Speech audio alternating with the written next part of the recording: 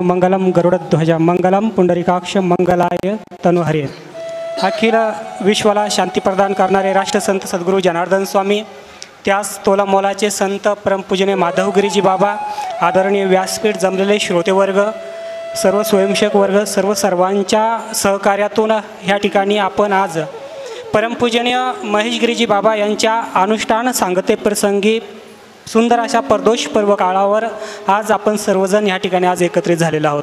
सर्वात महत्त्वाचं एक लक्षात घ्या, आज आपण ह्या ठिकाणी कशासाठी जमलो आहोत तर परमपूजनीय महेशगिरीजी बाबा यांच्या अनुष्ठान सांगते प्रसंगी आज आपण ह्या ठिकाणी एकत्रित जमलेलो आहोत। सज्जनांनो, खऱ्या अर्थानं सर्व शास्त्राचं ग्रंथाचं सार काय असेल, सर्व साधू संतांचं जीवनातील ध्येय काय असेल तर ते एकमेव वेदांताची भाषा आहे। जीव ब्रह्म ऐक्यता साधने ही सर्व ग्रंथाची एकमेव वाक्यतामध्ये सार कशामध्ये दडला असेल तर जीव ब्रह्म ऐक्यता ही साधना, हे ध्येय आपल्या जीवनामध्ये साधावं, हेच एकमेव ध्येय ह्या ग्रंथाचं आहे। आणि ते साधन, ते ध्येयता हे साधू संत करत असतात। मग त्यासाठी प्रत्येक साधू संत साधक आपलं अवघं जीवन जे आहे इतर मार्गाने वाहून घेत असत आहे।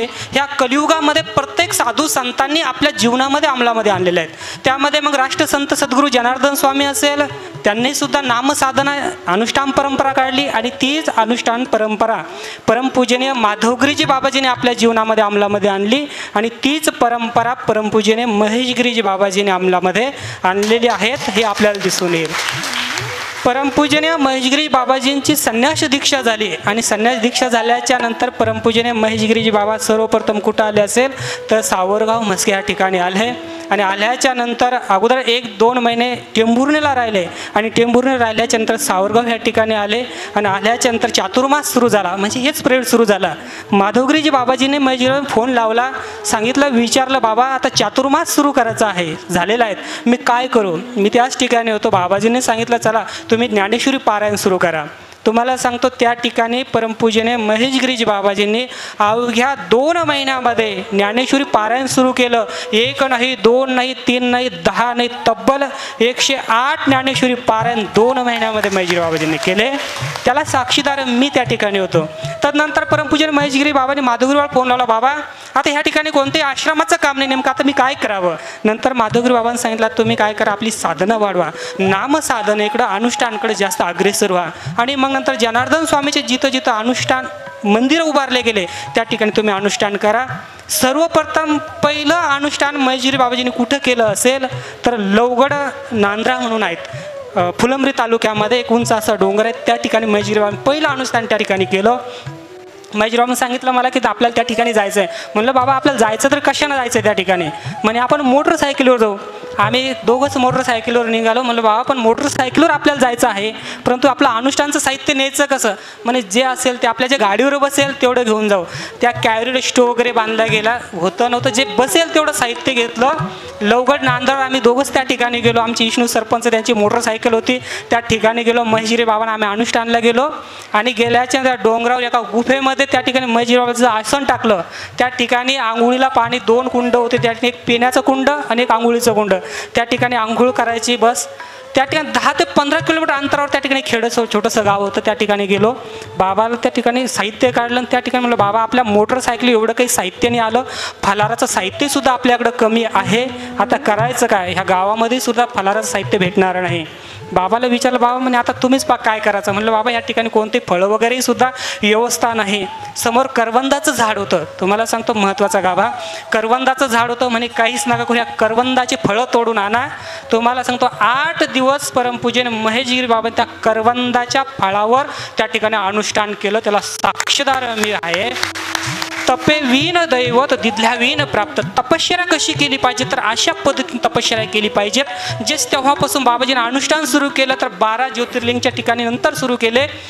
जनार्दन स्वामींनी ज्या ठिकाणी अनुष्ठान मंदिरं बांधले त्या ठिकाणी अगोदर महेशगिरी बाबाजीने अनुष्ठान केले, नंतर 12 ज्योतिर्लिंगच्या ठिकाणी अनुष्ठान सुरू केले, ते अजूनही सुद्धा चालू आहे। दुसरं अनुष्ठान नळविरा या ठिकाणी नळदमयंतीच्या ठिकाणी केलं आणि अशा पद्धतीने तीच परंपरा आजपर्यंत बाबाजी चालवत आहे। एक प्रसंग मला या ठिकाणी सांगायचा आहे। माधवगिरी बाबाजींच्या जीवनातील खडतर अनुष्ठान कोणतं असेल? मला हे का सांगायचं ह्या प्रसंगी, कारण आज अनुष्ठानाची सांगता महेशगिरी बाबाजींच्या आहेत, त्या अनुषंगाने हे अनुष्ठान मला या ठिकाणी सांगायचं आहे. माधवगिरी बाबाजी खडतर अनुष्ठान कोणतं असेल तर महामृत्युंजय अनुष्ठान.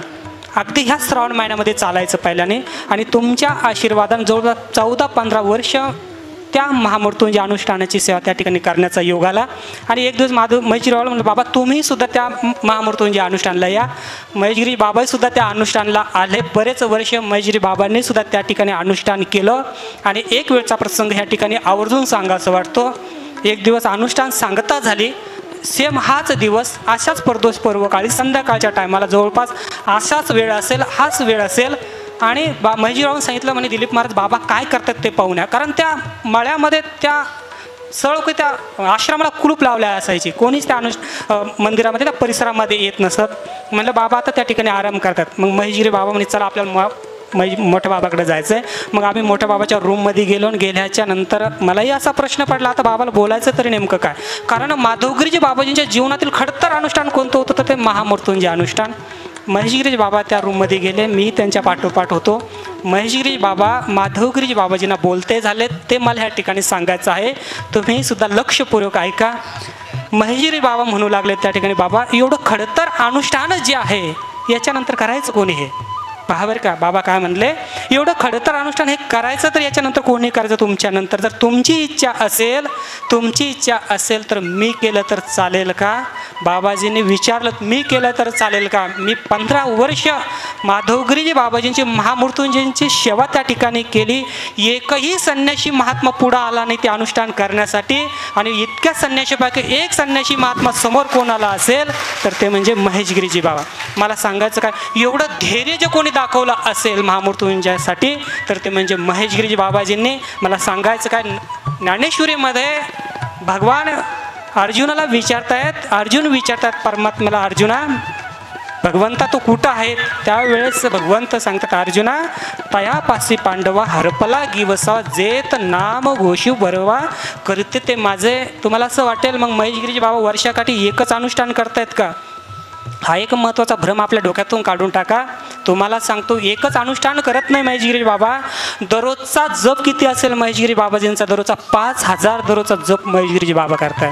आपण कॅल्क्युलेटर काढा आणि कॅल्क्युलेटर गुणिल्यावर त्याच्यावर टाकून बघा, 5000 गुणिले 365 जवळपास बाबाजींचे वर्षाकाठी अनुष्ठान होत आहेत. 14 ते 15 अनुष्ठान बाबाजींचे वर्षाकाठी होत आहेत. म्हणून भगवंत कुठं राहत असेल तर तयापासी पांडवा हरपला गिवसावाने जेत नाम घोषू बरवा करीते ते माझे. मी त्याच ठिकाणी जिथे भगवंताचं नामस्मरण होतंय त्या ठिकाणी म्हणजे व्यक्त रूपाने भगवंत कुठं असेल तर ह्या ठिकाणी आहे.